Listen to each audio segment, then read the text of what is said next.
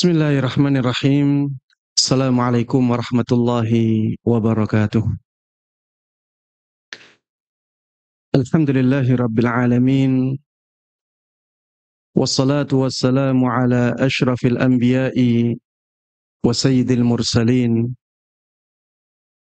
Nabiina Muhammadin wa ala alihi wa sahbihi wa man tabi'ahum bi ihsanin ila yaumiddin.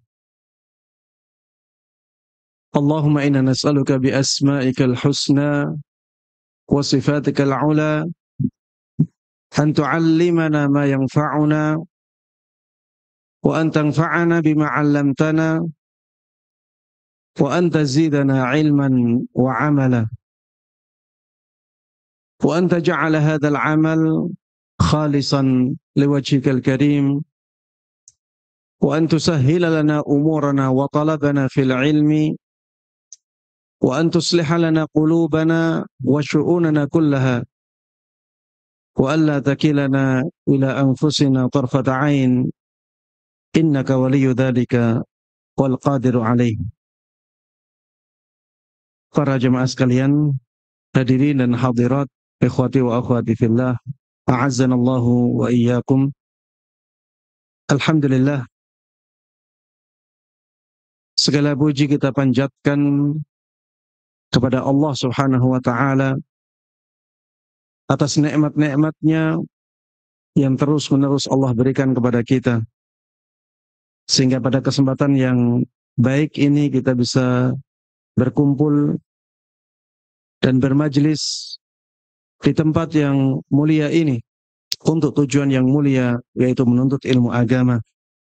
Mudah-mudahan kehadiran kita di majelis ini benar-benar kita niyati dengan ikhlas, hanya untuk mendapatkan pahala dan balasan dari Allah Subhanahu wa taala. Dan mudah-mudahan dari majelis ini kita mendapatkan ilmu yang bermanfaat dan berkah. Amin amin ya rabbal alamin. Tidak lupa salawat dan salam, keberkahan dan kenikmatan semoga selalu terlimpahkan dan tercurahkan kepada Nabi Agung Muhammad sallallahu alaihi wasallam. Begitu pula kepada seluruh keluarga beliau, seluruh sahabat beliau, dan seluruh kaum muslimin yang mengikuti beliau dan para sahabatnya dengan baik hingga hari akhir nanti. Para jemaah sekalian, ikhwati wa akhwati fillah, a'azzanallahu wa iyyakum. Di kesempatan yang sebelumnya, sepertinya sudah 3 bulan yang lalu, kita telah membahas kaidah yang pertama yang berkaitan dengan sifat Allah Subhanahu wa ta'ala. Kaidah yang pertama yang berkaitan dengan sifat Allah Subhanahu wa ta'ala. Hanya saja pembahasannya belum tuntas. Ada poin-poin yang belum kita bahas di pertemuan yang terakhir, sehingga kita akan sempurnakan di pertemuan ini.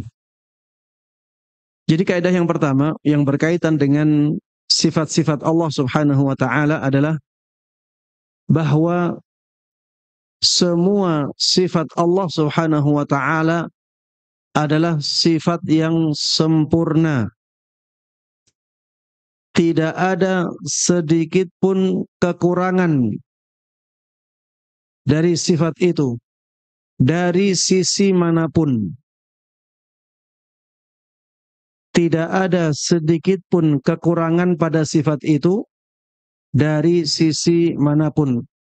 Dari semua sisinya itu sempurna. Ya, ini kaidah yang pertama yang berkaitan dengan sifat Allah Subhanahu wa ta'ala. Saya ulangi kaidahnya.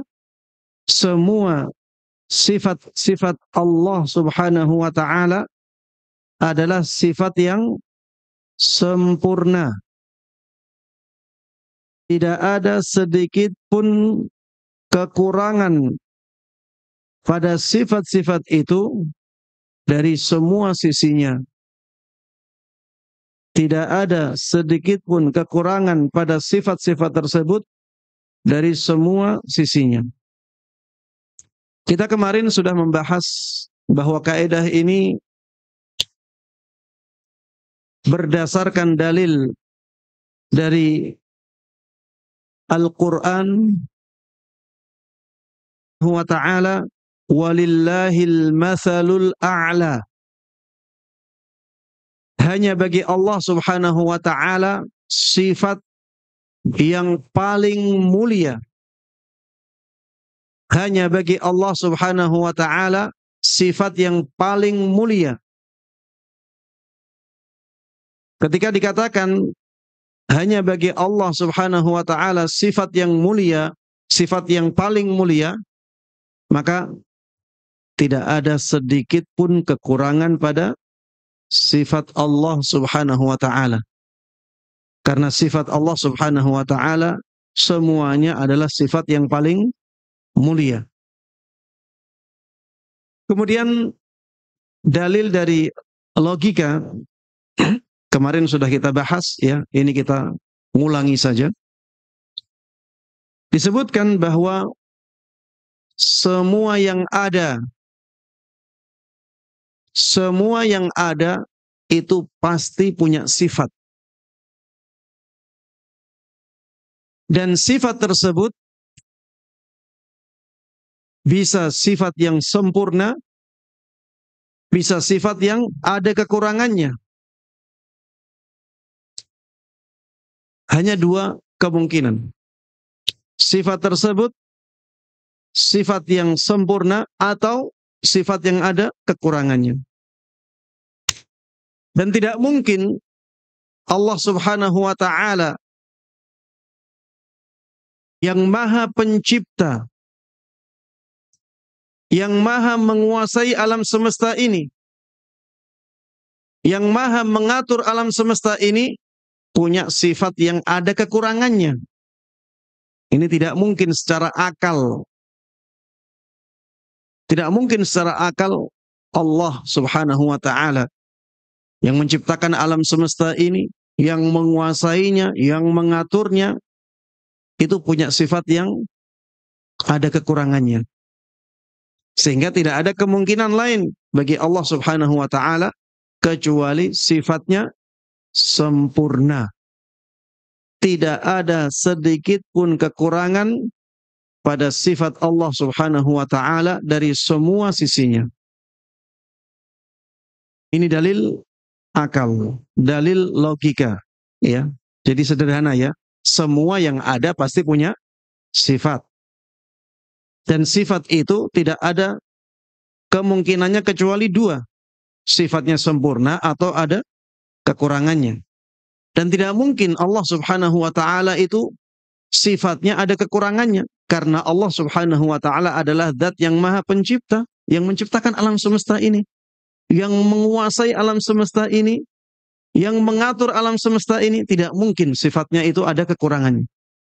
Sehingga tidak ada kemungkinan lain kecuali Allah subhanahu wa ta'ala adalah zat yang sifatnya sempurna, tidak ada sedikit pun kekurangan dari semua sisinya. Adapun dalil dari fitrah manusia. Di sini disebutkan bahwa fitrah manusia secara fitrahnya itu akan cinta kepada Allah subhanahu wa ta'ala. Secara fitrahnya manusia itu akan mengagungkan Allah subhanahu wa ta'ala. Secara fitrahnya manusia itu akan beribadah kepada Allah subhanahu wa ta'ala. Dan tidak mungkin fitrah manusia mencintai, mengagungkan, dan beribadah kecuali kepada zat yang telah diketahui oleh fitrah tersebut dia memiliki sifat yang sempurna. Ya. Saya ulangi dalil fitrah ya. Dalil dari fitrah manusia. Manusia itu secara fitrahnya, ketika fitrahnya masih lurus, itu dijadikan oleh Allah Subhanahu wa taala mencintai Allah, mengagungkan Allah Subhanahu wa taala, dan mau beribadah kepada Allah Subhanahu wa taala. Dan tidak mungkin fitrah ini cinta, mengagungkan dan beribadah kecuali kepada zat yang dia ketahui zat tersebut adalah zat yang sifatnya sempurna. Baik, ini 3 dalil yang disebutkan oleh Syekh Muhammad Ibn Shalih Al-Utsaimin untuk menunjukkan kuatnya kaidah ini.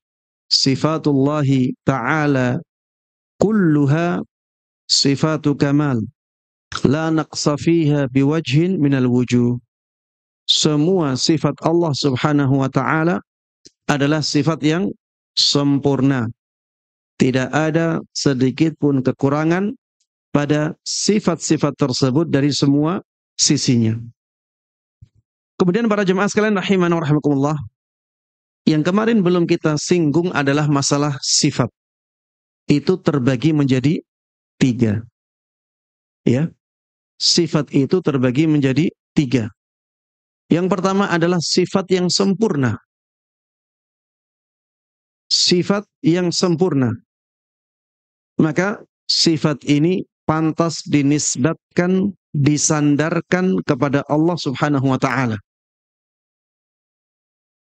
Seperti misalnya sifat ilmu. Allah Subhanahu wa taala memiliki pengetahuan yang sempurna. Seperti misalnya as-sam'u. Allah Subhanahu wa taala memiliki pendengaran yang sempurna. Seperti misalnya al-basaru.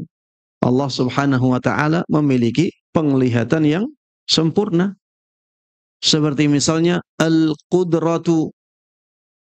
Allah Subhanahu wa taala punya kekuasaan yang sempurna dan seterusnya. Ini sifat-sifat sempurna. Sifat-sifat yang sempurna ini pantas untuk disandarkan kepada Allah Subhanahu wa taala. Sifat yang kedua adalah sifat kekurangan. Ya. Sifat yang kedua adalah sifat kurang dari semua sisinya. Kalau tadi sifat yang sempurna dari semua sisinya. Kalau ini kebalikannya. Sifat kurang dari semua sisinya. Maka sifat yang seperti ini tidak boleh disandarkan kepada Allah Subhanahu wa ta'ala. Seperti misalnya khianah, khianat. Ini sifat yang buruk dari semua sisinya. Maka tidak boleh disandarkan kepada Allah Subhanahu wa ta'ala. Contohnya lagi jahil. Kejahilan. Ini sifat yang buruk dari semua sisinya. Maka tidak boleh disandarkan kepada Allah Subhanahu wa ta'ala. Contohnya lagi mati. Ini sifat kekurangan dari semua sisinya. Maka tidak boleh disandarkan kepada Allah Subhanahu wa ta'ala. Jenis sifat yang ketiga adalah sifat yang dalam keadaan tertentu, dalam situasi tertentu, sifat itu bisa menjadi baik. Ya. Jadi dari sisi tertentu, sifat itu baik. Tapi dari sisi yang lain, sifat itu buruk. Ya. Ada sifat yang seperti ini? Jawabannya ada. Di sini dicontohkan seperti misalnya sifat makar. Ya. Sifat makar. Sifat makar itu apabila tanpa sebab maka dia buruk. Ya. mengejek. Apabila tanpa sebab, maka dia buruk. Tapi kalau sifat makar ini terjadi karena pembalasan atas makar orang lain, maka menjadi baik. Begitu pula dengan istihza, ya. Sifat istihza itu mengejek. Maka ketika itu terjadi karena pembalasan, maka itu menjadi baik, menunjukkan kekuatan.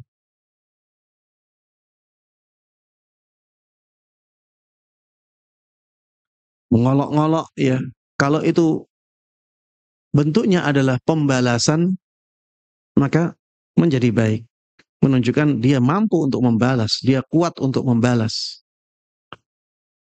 Maka sifat-sifat yang seperti ini tidak boleh disandarkan kepada Allah Subhanahu wa taala secara mutlak. Dia harus disandarkan kepada Allah Subhanahu wa taala saat ketika sisinya baik, ya. Ketika keadaannya baik. Kita tidak boleh mengatakan Allah itu Maha Pembuat makar.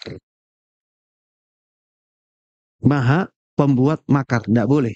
Kenapa? Karena ini ada kemungkinan buruknya. Padahal kita punya kaidah semua sifat Allah Subhanahu wa taala itu sempurna. Tidak ada sedikit pun kekurangan pada sifat Allah Subhanahu wa taala dari semua sisinya. Kalau kita mengatakan Allah Maha Pembuat makar secara, ya, seperti ini, ya, secara mutlak seperti ini, tanpa ada kata-kata sebelumnya, maka ini menjadi sebuah sifat yang bisa jadi ada sisi kurangnya di situ. Ada sisi tidak baiknya. Makanya Allah Subhanahu wa taala menyebutkan sifat makar ini untuk dirinya dalam konteks balasan, ya. Dalam konteks apa? Balasan. Seperti misalnya di dalam surat Al-Anfal ayat 30. Allah Subhanahu wa taala berfirman, "Wa yamkuruna wa yamkurullah wallahu khairul makirin." Mereka membuat makar dan Allah pun membalas makar mereka. Wallahu khairul makirin. Dan Allah adalah sebaik-baik pembuat makar. Dan Allah Subhanahu wa taala adalah sebaik-baik pembuat makar. Jadi di sini disebutkan bahwa Allah sebaik-baik pembuat makar, tapi sebelumnya ada penjelasan bahwa ini adalah balasan dari makar mereka. Wayam kurun, asalnya mereka membuat makar. Akhirnya wayam kurullah, Allah balas makar mereka. Dan Allah adalah zat yang paling baik dalam membuat makar. Begitu pula di surat At-Tariq ayat 15 sampai ayat 16. Innahum yakiduna kaida wa akidu kaida. Mereka, sungguh mereka membuat makar, maka aku pun membuat makar untuk mereka. Ya, mereka membuat makar, maka aku pun membuat makar. Jadi makarnya Allah Subhanahu wa taala ini sebagai pembalasan dari makarnya seorang hamba. Jadi tidak serta tidak membuat makar tanpa ada pendahuluan, ya, tanpa ada sebabnya. Jadi Allah Subhanahu wa taala ketika membuat makar, ya, itu karena sebelumnya sudah ada makar yang harus dibalas oleh Allah Subhanahu wa taala.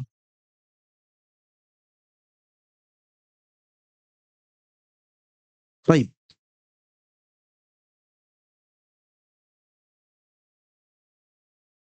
Ini juga ada contoh lain, yaitu sifat menipu.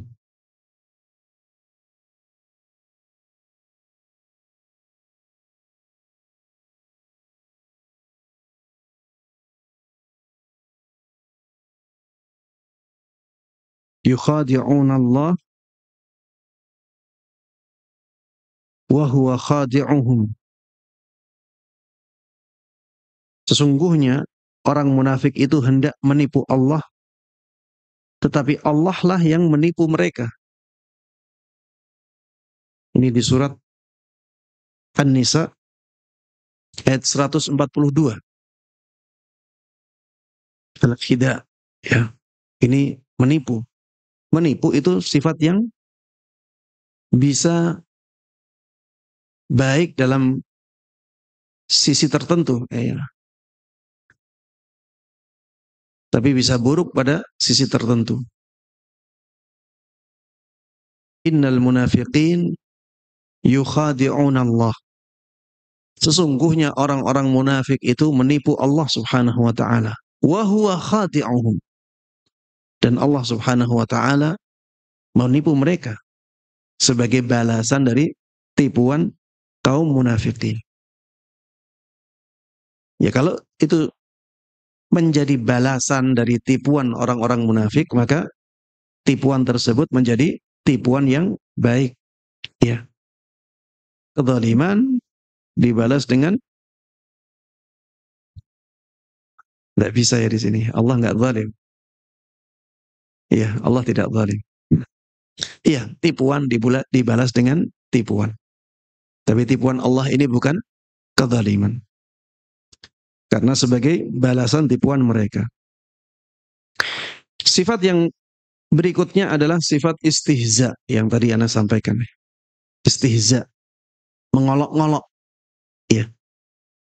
Ini kalau konteksnya adalah pembalasan, maka baik. Ada orang yang mengolok-ngolok kita, kemudian kita olok-olok dia. Ya, tidak ada masalah. Itu balasan. Sebagaimana Allah Subhanahu wa taala mengolok-olok orang-orang munafik. Disebutkan di surat Al-Baqarah ayat 142.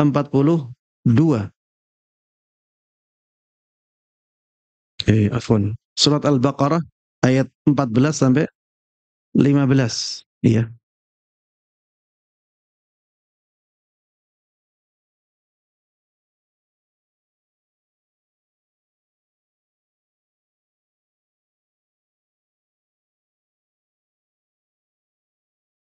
Ya, Allah Subhanahu wa taala mengatakan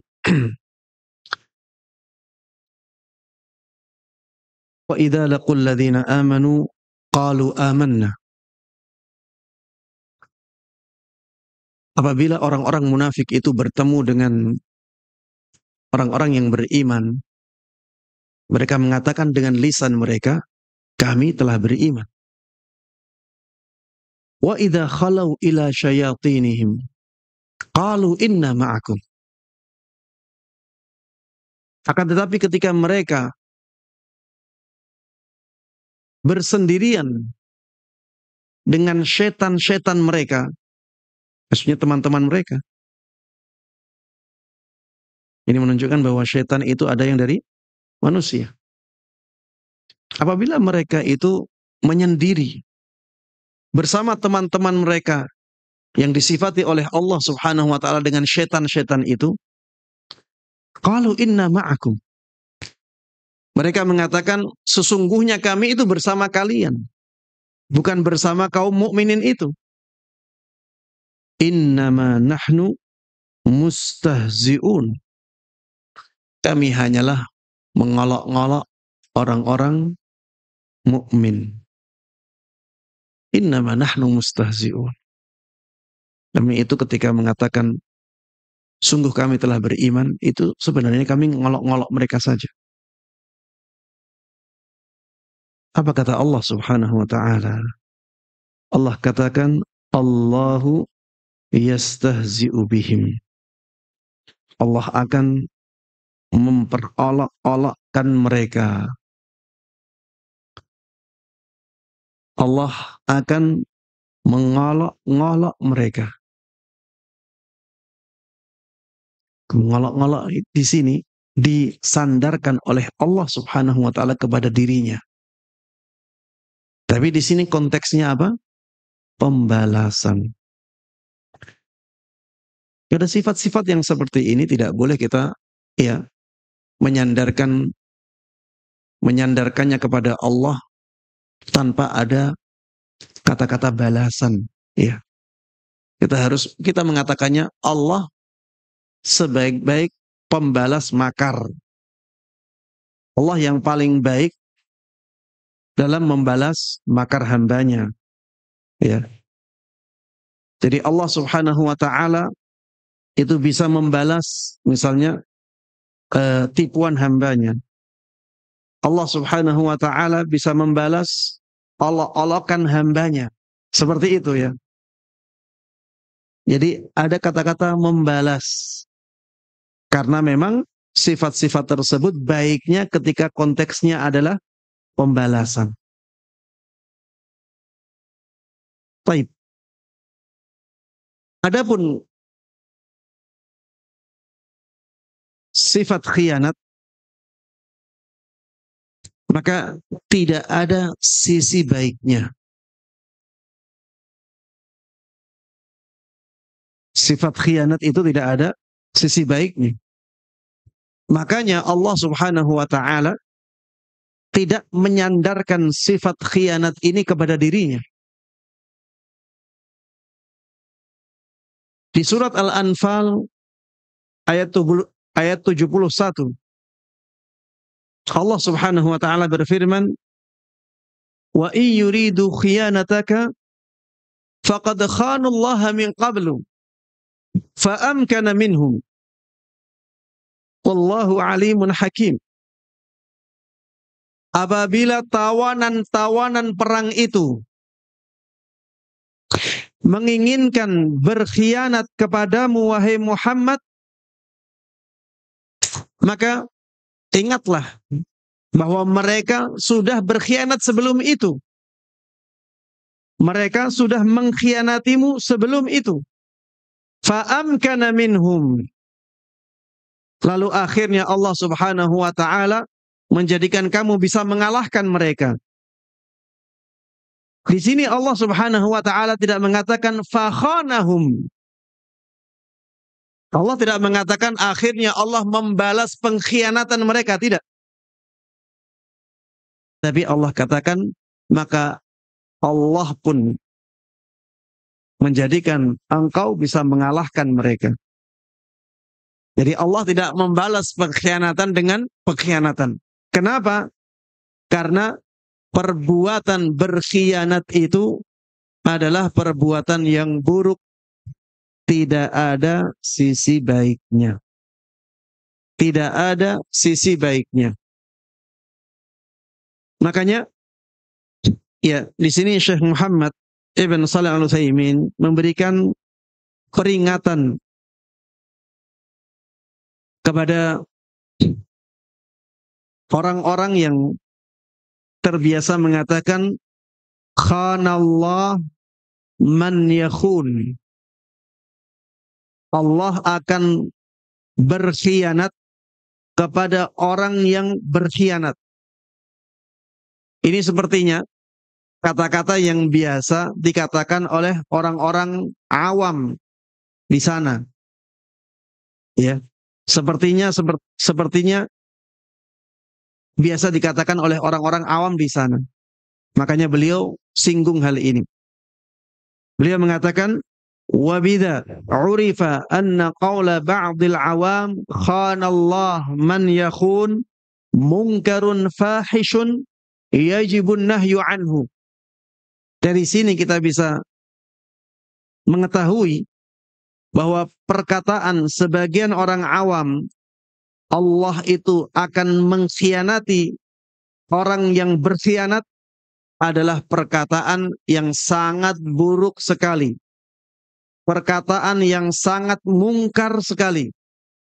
Dan perkataan ini harus dilarang. Ya, orang yang mengatakannya harus diingatkan Jangan sampai mengatakan kata-kata itu. Karena dalam perkataan tersebut ada penisbatan tindakan pengkhianatan kepada Allah Subhanahu wa taala. Dan tindakan pengkhianatan tersebut adalah tindakan yang buruk, tidak ada sisi baiknya. Suaranya jelas ya? Aman.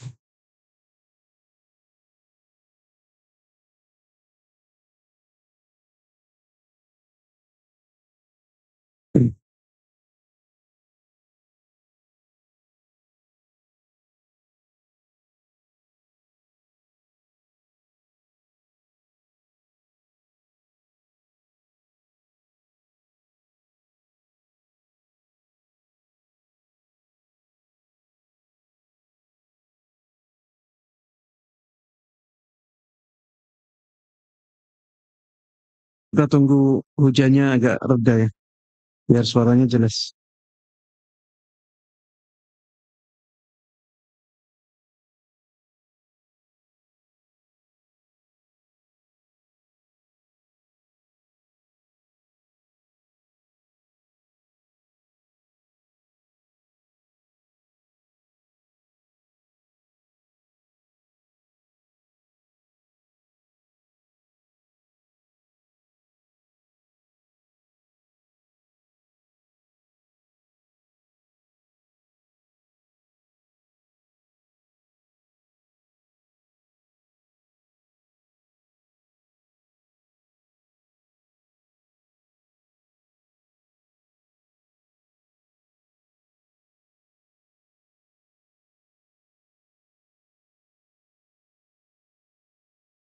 Baik.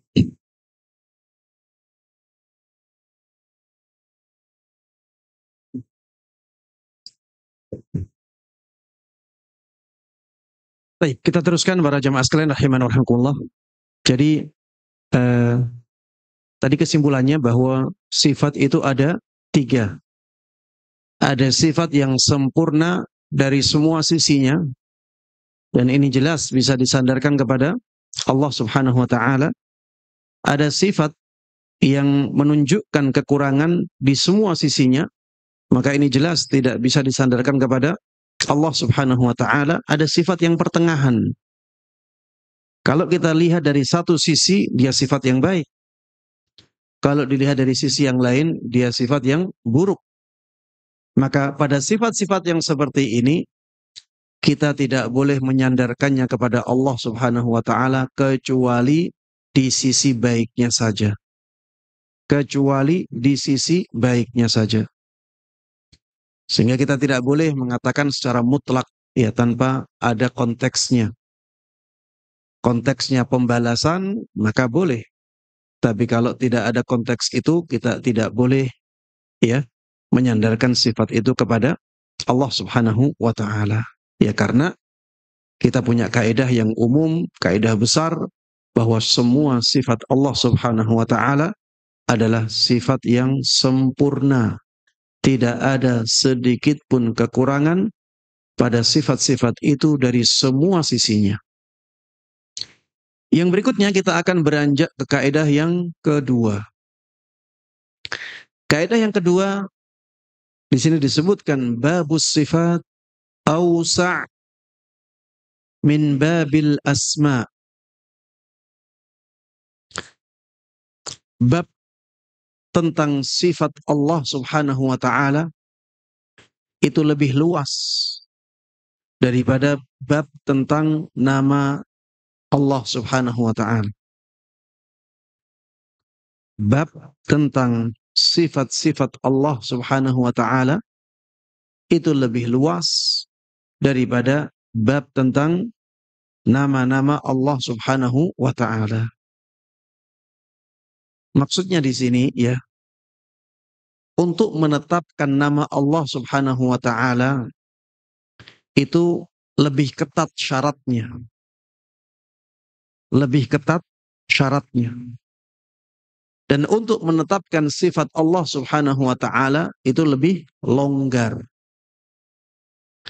Lebih banyak cara untuk menetapkan sifat Allah Subhanahu wa taala daripada cara untuk menetapkan nama Allah Subhanahu wa taala. Sehingga nama-nama Allah Subhanahu wa taala yang kita ketahui itu jauh lebih sedikit daripada sifat-sifat Allah Subhanahu wa taala. Ya. Nama-nama Allah Subhanahu wa taala yang kita ketahui itu menjadi lebih sedikit ya daripada sifat-sifat Allah Subhanahu wa taala yang kita ketahui. Kenapa? Ya karena tadi untuk menetapkan nama Allah syaratnya lebih ketat daripada untuk menetapkan sifat Allah Subhanahu wa taala. Beliau mengatakan ya Syekh Muhammad Ibn Shalih Al-Utsaimin mengatakan wadzalika li'anna kulla ismin mutadamminun li sifatin kama sabaqa fil qa'idati tsalitsah min qawaidil asma. Kenapa bab sifat itu lebih luas daripada bab nama? Kenapa bab sifat-sifat Allah Subhanahu wa taala itu lebih luas daripada bab nama-nama Allah? Karena setiap nama Allah Subhanahu wa taala itu mengandung petunjuk sifat. Ya. Setiap nama Allah Subhanahu wa taala itu menunjukkan sifat bagi Allah Subhanahu wa taala. Dan ini telah dibahas di kaidah yang ketiga ketika kita membahas kaidah-kaidah tentang nama-nama Allah. Ya, sekarang pembahasan kita di kaidah tentang sifat-sifat Allah. Di kaidah yang ketiga ketika kita membahas kaidah-kaidah tentang nama-nama Allah, disebutkan di sana bahwa setiap nama itu menunjukkan sifat. Misalnya Al-Alim. Allah punya nama Al-Alim. Itu menunjukkan sifat Al-Ilm. Allah Maha mengetahui. Allah Maha tahu. Maka menunjukkan makna atau sifat pengetahuan bagi Allah. As-Sami' misalnya, itu nama bagi Allah yang Maha mendengar. Itu berarti menunjukkan sifat pendengaran bagi Allah Subhanahu wa taala. Al-Basir, itu nama bagi Allah Subhanahu wa taala yang artinya Maha melihat. Maka itu menunjukkan sifat apa? Penglihatan bagi Allah Subhanahu wa taala. Intinya setiap sifat bagi Allah Subhanahu wa taala itu menunjukkan sifat. Afwan, setiap nama bagi Allah Subhanahu wa taala itu menunjukkan sifat. Allah. Apa artinya Allah? Nah, kita sering menyebut nama Allah. Tapi banyak yang tidak tahu makna Allah itu apa. Allah itu dalam bahasa Arab artinya al-ma'lu. Ya. Asalnya dikata-kata al-ilah. Jadi Allah itu maksudnya al-ma'lu. Zat yang diibadahi. Allah itu artinya zat yang diibadahi. Maka nama ini menunjukkan sifat itu. Yaitu sifat diibadahi. Rabb. Rabb itu nama bagi Allah Subhanahu wa ta'ala. Maka dia menunjukkan sifat. Di antara sifat yang ditunjukkan oleh nama Ar-Rabb adalah sifat penciptaan, sifat penguasaan, dan sifat pengaturan. Ar-Rahman itu artinya yang Maha pengasih, ya. Maka ada sifat rahmat bagi Allah Subhanahu wa ta'ala. Ar-Rahman itu yang Maha pemberi rahmat, yang Maha pengasih. Maka itu menunjukkan bahwa Allah Subhanahu wa ta'ala itu punya sifat rahmat. Allah Subhanahu wa ta'ala itu punya sifat kasih sayang. Padahal tidak sebaliknya. Kita tidak boleh menetapkan nama Allah dari sifat-sifat Allah. Jadi kalau yang disebutkan itu sifat saja, maka kita tidak boleh menyimpulkan dari sifat ini sebuah nama. Tapi kalau yang disebutkan nama, kita bisa menyimpulkan sifat dari nama itu. Makanya bab tentang sifat-sifat Allah Subhanahu wa taala menjadi lebih luas. Karena dalil-dalilnya lebih banyak. Dalil yang menunjukkan tentang semua nama Allah bisa disimpulkan darinya sifat-sifat Allah. Adapun dalil-dalil yang menunjukkan sifat-sifat Allah tidak bisa disimpulkan darinya nama Allah Subhanahu wa taala. Makanya bab tentang sifat-sifat Allah Subhanahu wa taala itu menjadi lebih luas daripada bab tentang nama-nama Allah Subhanahu wa taala. Ini alasan yang pertama ya. Alasan yang kedua, kenapa bab tentang sifat-sifat Allah itu lebih luas daripada bab tentang nama-nama Allah? Wali anna minas sifati ma yata'allaqu bi af'alillahi ta'ala wa af'aluhu la muntaha lahu. Karena sebagian sifat-sifat Allah Subhanahu wa taala ada yang berkaitan dengan perbuatan Allah. Dan perbuatan Allah Subhanahu wa taala itu tidak ada batasnya. Perbuatan Allah Subhanahu wa taala itu tidak ada habisnya. Tidak ada batasnya perbuatan Allah. Dan itu menunjukkan sifatnya. Ya. Perbuatan Allah Subhanahu wa taala itu bisa menunjukkan sifat Allah. Dan itu tidak ada batasnya. Tapi sifat-sifat tersebut ya tidak bisa kita simpulkan darinya nama bagi Allah Subhanahu wa taala. Ya. Jadi perbuatan Allah Subhanahu wa taala tidak ada batasnya. Dari perbuatan-perbuatan itu kita bisa menyimpulkan sifatnya, tapi kita tidak bisa menyimpulkan darinya nama Allah. Sehingga bab tentang sifat-sifat Allah Subhanahu wa taala menjadi lebih luas. Baik.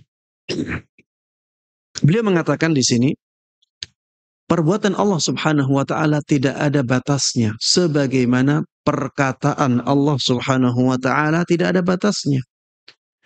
Dalil yang menunjukkan bahwa perkataan Allah Subhanahu wa taala tidak ada batasnya adalah firman Allah Subhanahu wa taala di surat Luqman ayat 27. Walau annama fil ardi min syajaratin aqlam wal bahru yamudduhu min ba'dihi sab'atu abhurim ma nafidat kalimatullah innallaha azizun hakim. Seandainya semua pohon yang ada di bumi ini Allah jadikan sebagai pena. Seandainya semua pohon yang ada di bumi ini, antum bayangkan ya, banyaknya pohon di muka bumi ini berapa? Itu semuanya dijadikan pena. Wal bahru yamudduhu min ba'dihi sab'atu abhur. Sedangkan lautan dijadikan tintanya. Dan ada 7 lautan lagi setelah itu. Yang seperti sebelumnya. Ma nafidat kalimatullah. Maka kalimat-kalimat Allah Subhanahu wa taala tidak akan habis ditulis oleh pena itu. Jadi semua pohon jadi pena. Semua air di muka bumi ini jadi tintanya. Itu habis. Didatangkan lagi 7 kali lipatnya lagi. Ketika digunakan untuk mencatat, untuk menulis kalimat-kalimat Allah Subhanahu wa taala, maka kalimat Allah tidak akan habis. Dari ayat ini kita bisa simpulkan bahwa perbuatan Allah Subhanahu wa taala itu tidak ada batasnya. Ya, perbuatan Allah Subhanahu wa taala tidak ada batasnya. Dan perbuatan Allah Subhanahu wa taala kita bisa ambil darinya sifat.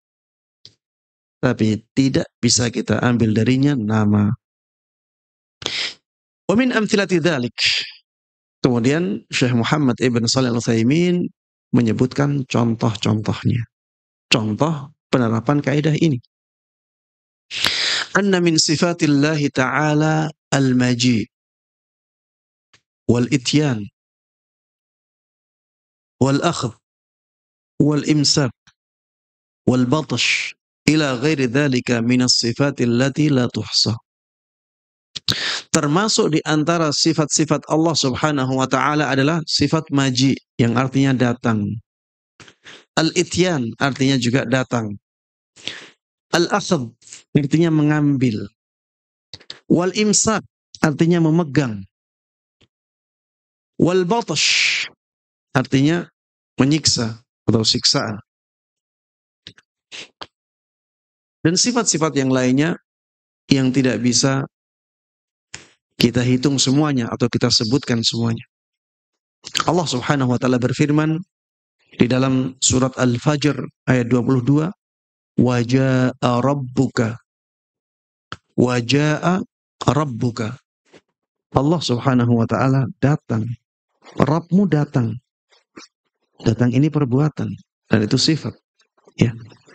Berarti Allah punya sifat al-maji. Allah punya sifat datang. Kemudian di surat Al-Baqarah Allah Subhanahu wa taala berfirman, ya ini ayat 210. Hal yanzurun illa ay ya'tiyahumullahu fi dhulalin minal ghamam.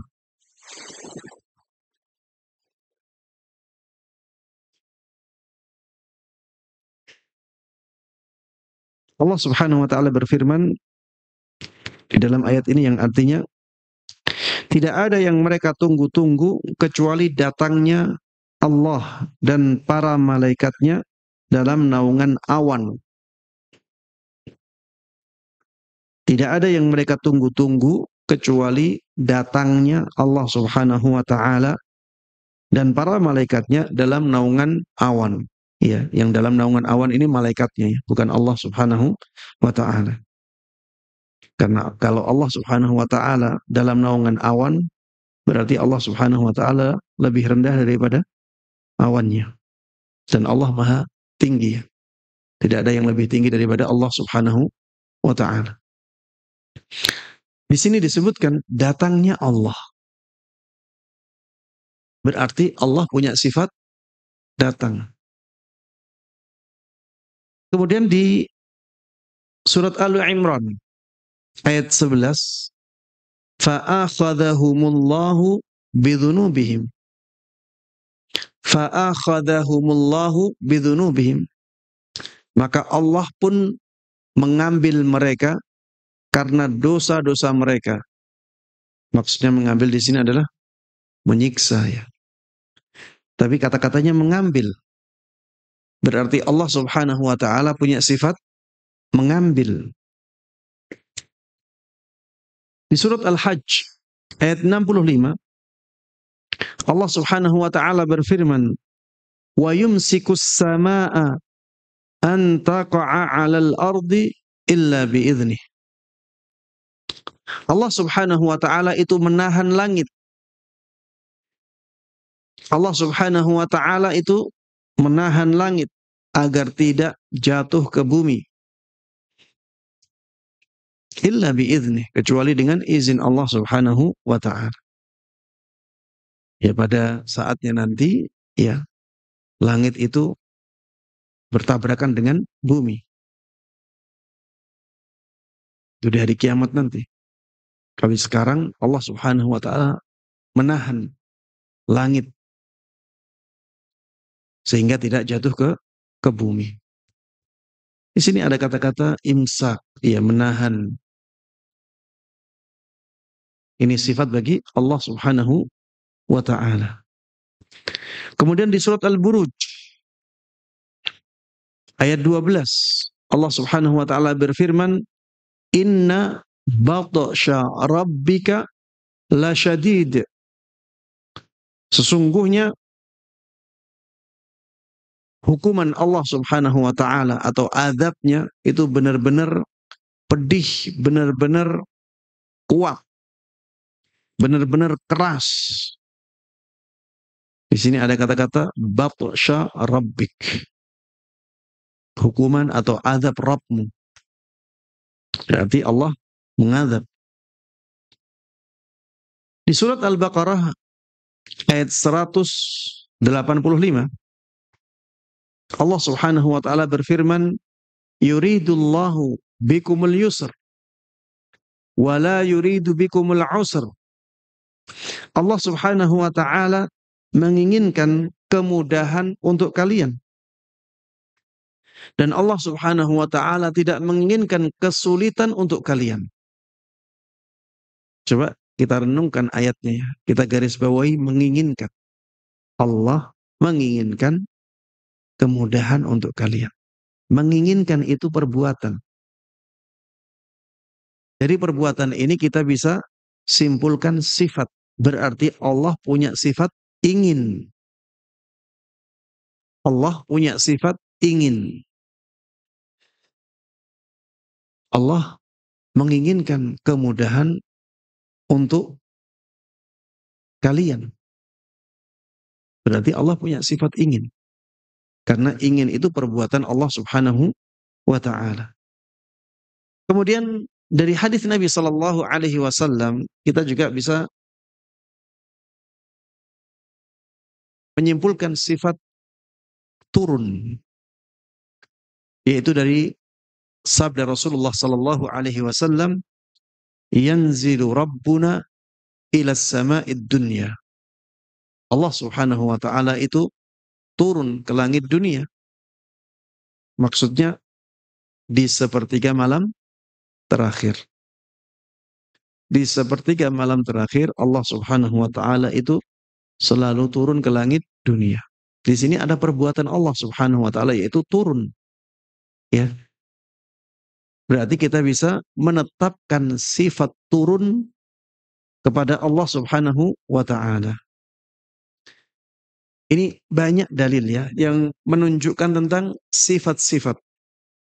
Syekh Utsaimin rahimahullah mengatakan, "Fanasifullaha ta'ala bihadhihi sifat 'ala al-wajhil warid." Maka kita mensifati Allah Subhanahu wa ta'ala dengan sifat-sifat ini sebagaimana adanya. Wala nusammihi biha. Dan kita tidak menamai Allah Subhanahu wa ta'ala atau memberikan nama kepada Allah Subhanahu wa ta'ala dengan sifat-sifat tersebut.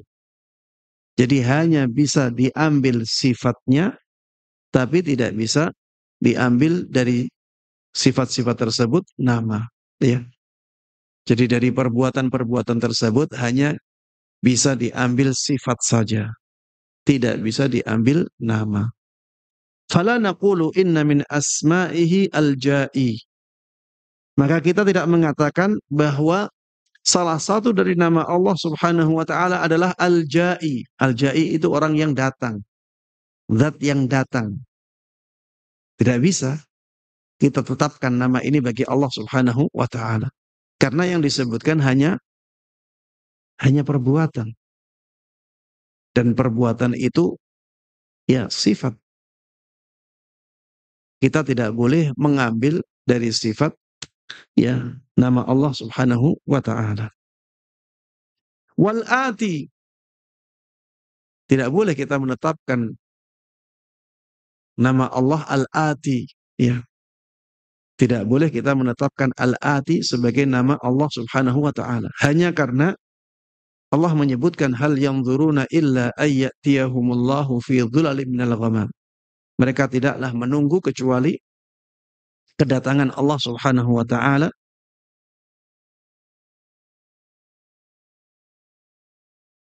di bawah naungan Ya, kecuali kedatangan Allah Subhanahu wa taala. Ya, hanya karena ini kemudian kita tetapkan nama Al-Ati, zat yang datang. Ya, ini tidak boleh. Wal akhir, kita tidak boleh menetapkan Al-Akhir sebagai nama bagi Allah Subhanahu wa taala. Al-Akhir itu zat yang mengambil. Tadi kan ada ayatnya fa'akhadhahumullah bidhunubihim. Maka Allah pun mengambil mereka karena dosa-dosa mereka. Tidak boleh kita menetapkan Al-Akhir yang artinya zat yang mengambil, ya, karena ayat itu. Kenapa nggak boleh? Ya karena ayat itu menunjukkan perbuatan. Dan perbuatan itu menunjukkan sifat, bukan menunjukkan nama. Begitu pula Al-Mumsik. Tidak boleh kita menetapkan nama Al-Mumsik bagi Allah Subhanahu wa taala hanya karena adanya ayat wa yumsikus samaa an taqa'a 'alal ardi illa bi'idznih. Dan Allah Subhanahu wa taala menahan langit agar tidak jatuh ke bumi. Kita tidak boleh menetapkan Al-Mumsik sebagai nama bagi Allah Subhanahu wa taala. Al-Mumsik artinya yang Maha menahan, yang menahan. Ini tidak boleh. Al-Batish, Al-Murid, An-Nazil dan seterusnya. An-Nazil, An-Nazil itu zat yang turun. Tidak boleh kita jadikan ini sebagai nama Allah. Karena tidak ada dalil yang menunjukkan bahwa itu nama bagi Allah. Yang ada adalah dalil yang menunjukkan bahwa itu perbuatan Allah. Dan dari perbuatan kita hanya bisa menyimpulkan sifat. Kita tidak bisa menyimpulkan nama dari perbuatan Allah Subhanahu wa taala. Wa in kunna nukhbiru bidzalika anhu wa nasifuhu bihi. Walaupun kita mengabarkan perbuatan itu, ya, pada Allah, walaupun kita mengabarkan tentang perbuatan itu dan kita mensifati Allah Subhanahu wa taala dengan sifat-sifat itu. Jadi ini contoh, ya, penerapan kaidah yang sedang kita bahas, bahwa bab sifat itu lebih luas daripada bab nama, ya. Bab sifat-sifat Allah Subhanahu wa taala itu lebih luas daripada bab nama Allah Subhanahu wa taala. Karena memang dalil-dalil yang bisa kita gunakan untuk menetapkan nama-nama Allah Subhanahu wa taala itu lebih sedikit daripada dalil-dalil yang bisa kita gunakan untuk menetapkan sifat-sifat Allah Subhanahu wa taala. Demikian para jamaah sekalian rahimanallah, pembahasan kajian kita pada kesempatan kali ini mudah-mudahan bermanfaat dan Allah berkahi. Amin amin ya rabbal alamin. Wa sallallahu wa sallama wa baraka ala nabiyyina Muhammadin wa ala alihi wa sahbihi wa man tabi'ahum bi ihsanin ila yaumiddin walhamdulillahi rabbil alamin. Baik, ada sisa waktu 15 menit, bisa kita gunakan untuk sesi tanya jawab.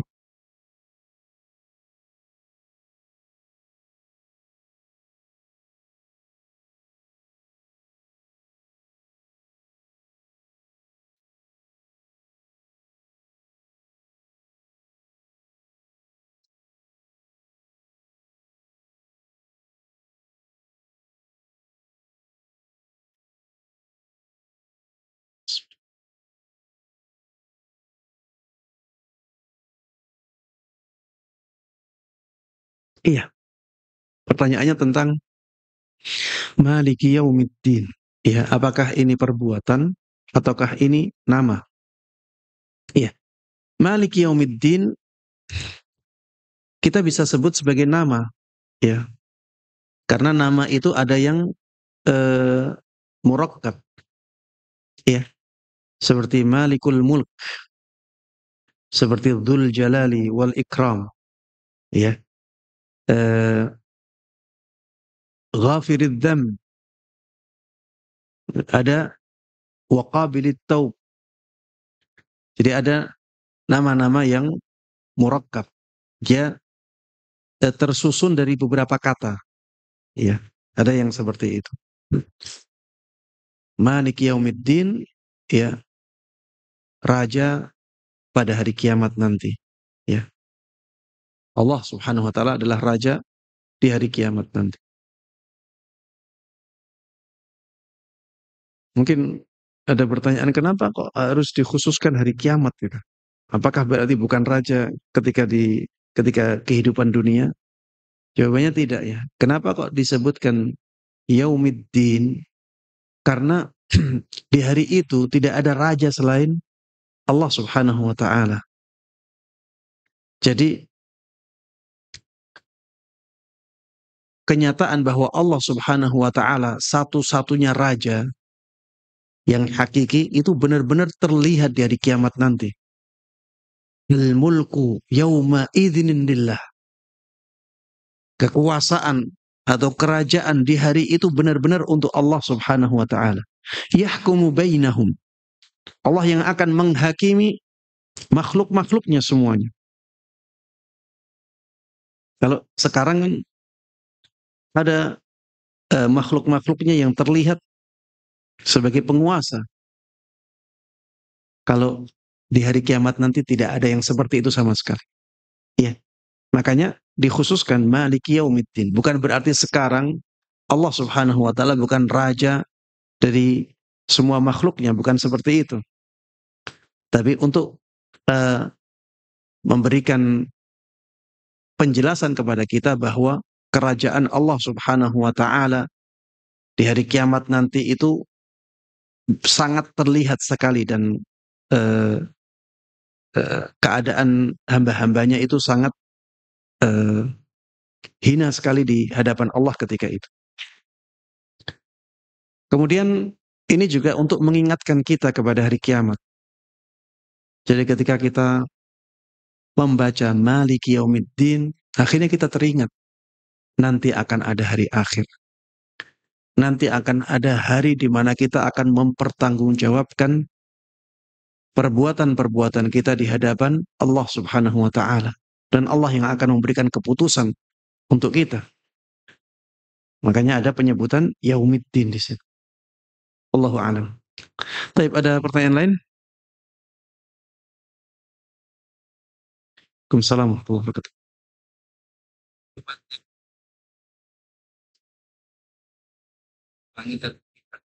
Kenapa itu dikaitkan, padahal bumi itu kan kan Allah kecil kan ada planet-planet yang luas kan bagian dari planet itu kan ada bumi kan, ada planet bumi dan segala macam itu lebih besar lagi, tapi Allah mengaitkan langit dan bumi gitu kan.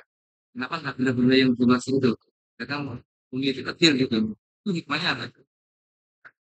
Hikmahnya karena kita hidupnya memang di bumi. Kita hidupnya di bumi, bukan di planet-planet lain. Nabi Muhammad sallallahu alaihi wasallam juga diutus kepada manusia yang hidupnya di bumi. Sehingga yang disebut ya bumi.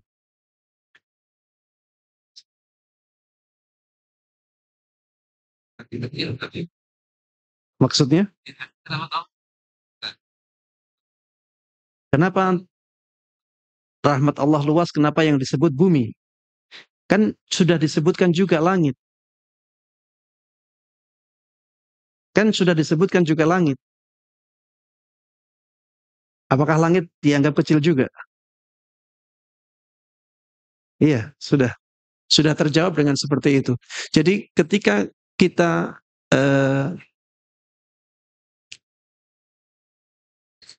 mendengar ya satu kata yang dinisbahkan kepada sesuatu atau disandarkan kepada sesuatu, bukan berarti yang lainnya tidak dalam bukan berarti yang lainnya dinafikan. Bukan berarti yang lainnya ditiadakan. Ketika Allah Subhanahu wa taala misalnya merahmati, misalnya qul a'udzu birabbin nas. Katakanlah aku berlindung kepada Rabb-nya manusia.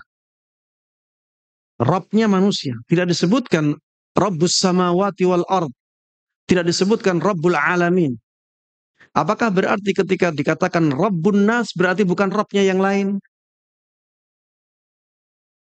Kita nggak boleh meniadakan itu karena kata-kata ini baru menyatakan bahwa Allah itu Rabbnya manusia. Tidak ada kata-kata di situ bahwa Allah bukan Rabbnya makhluk lain. Kemudian baru kita bertanya, kenapa kok yang disebut manusia? Baru di situ kita pertanyaannya di situ. Kita tidak boleh memvonis bahwa Allah hanya Rabbnya manusia dari kata-kata itu. Karena memang tidak ada petunjuk dari kata-kata itu bahwa yang lain itu Rabbnya bukan Allah. Tapi kita pertanyaannya kenapa yang disebut manusia? Nah, itu yang pertanyaannya di situ. Bisa jadi kita katakan karena manusia itu adalah makhluk Allah yang lebih mulia daripada yang lainnya, ya daripada jin misal. Atau mungkin karena yang ganggu itu jin, makanya yang disebut di sini manusia. Tapi untuk menafikan bahwa Allah bukan Rabbnya manusia dari kata-kata Rabbin Nas, tidak bisa. Karena tidak ada petunjuk untuk itu. Seperti tadi, kalau misalnya ya ada kata-kata bahwa Allah itu merahmati makhluk yang ada di bumi misal. Ini tidak bisa dikatakan, tidak bisa disimpulkan dari situ berarti Allah tidak merahmati yang lainnya. Karena tidak ada petunjuk seperti itu dari kata-kata itu. Ya, wallahu a'lam. Bisa jelas ya? Ya. Baik, ada pertanyaan dari ibu-ibu?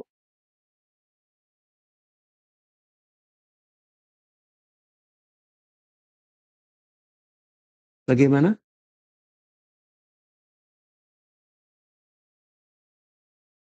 Dalam hati. Cara mengagungkan Allah Subhanahu wa taala dalam hati dengan menundukkan hati, dengan menundukkan hati kita kepada Allah Subhanahu wa taala. Dengan merasa banyaknya kekurangan kita di hadapan Allah Subhanahu wa taala. Ya, jadi kita menyadari bahwa kita itu banyak kekurangannya. Dengan menyadarkan hati tentang keagungan Allah Subhanahu wa taala, bahwa kita banyak dosanya, ya. Itu inkisar, at-tadhallul. Inkisar itu merasa bahwa kita itu tidak ada apa-apanya di hadapan Allah Subhanahu wa taala. At-tadhallul, ya, merendahkan diri kita serendah-rendahnya di hadapan Allah Subhanahu wa taala. Ini perbuatan hati. Kemudian dengan merasa takut kepada Allah Subhanahu wa taala, al-khauf, takut akan siksa Allah Subhanahu wa taala, takut akan hukuman Allah Subhanahu wa taala, takut ketika nanti harus mempertanggungjawabkan amal-amal kita di hadapan Allah Subhanahu wa taala. Kemudian ada roja juga. Roja. Roja bukan radio roja ya. Roja di sini maksudnya harapan. Jadi kita berharap dengan harapan yang tinggi kepada Allah Subhanahu wa taala. Harapan kita sangat kuat kepada Allah Subhanahu wa taala. Itu pengagungan. Ya. Kemudian ada mahabbah, cinta. Amalan-amalan hati, ya. Ketika kita lakukan, maka itu bentuk, ya, bentuk pengagungan kita kepada Allah Subhanahu wa taala. Di sana ada tawakal, bersandar kepada Allah. Itu pengagungan kepada Allah Subhanahu wa taala. Wallahu a'lam. Baik, ada pertanyaan lain? Ibu-ibu ada yang bertanya?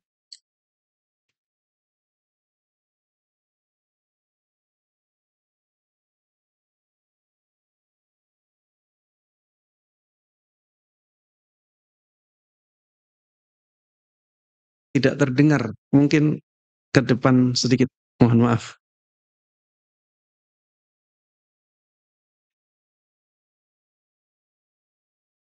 Masih nggak dengar ya. Saya mohon maaf. Ada mic-nya.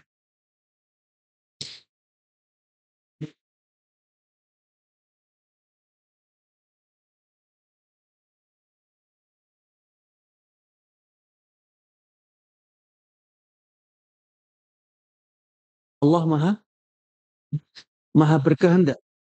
Iya.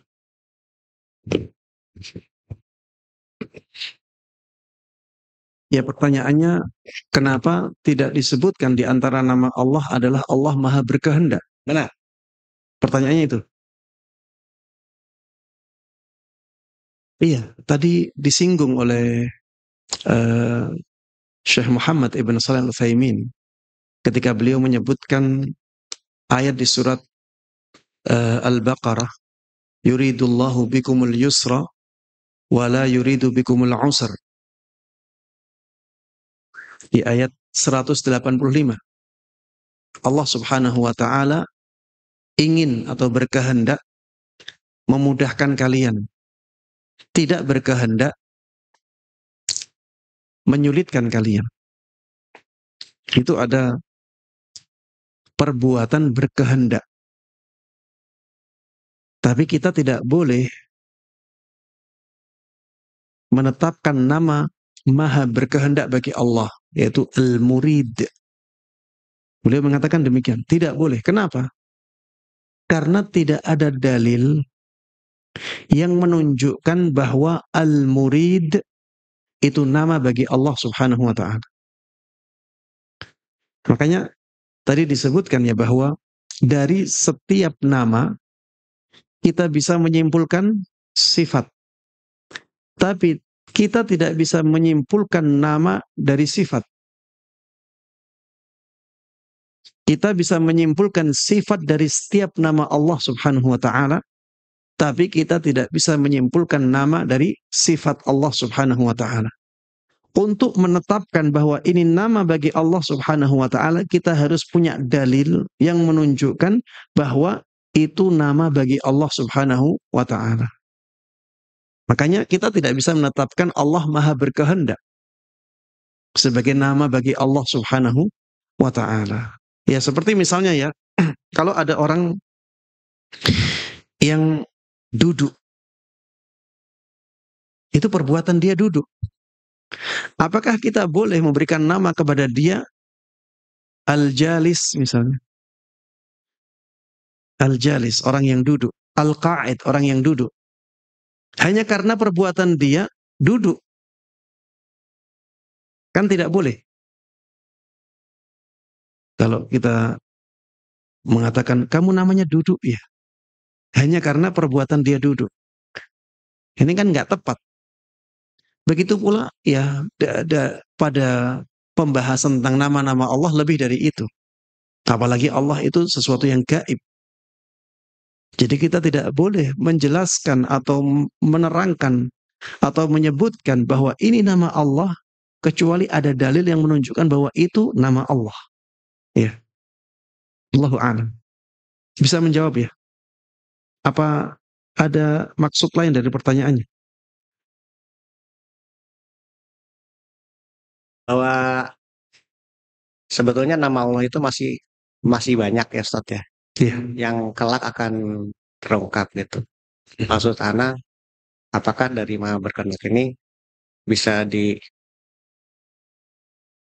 ke dalam hadis itu bahwa kelak nanti nama Allah itu akan ditemukan lebih banyak setelah yang mengikuti hadis itu Ya. pada saat Iya, ini dihubungkan dengan ya penjelasan tentang bahwa nama Allah Subhanahu wa taala itu tidak ada yang tahu semuanya kecuali Allah sendiri, ya. Nama Allah itu lebih banyak daripada yang disebutkan di dalam dalil-dalil. Tapi kita tidak boleh membicarakan atau menetapkan nama Allah kecuali ada dalil yang kuat yang sampai kepada kita.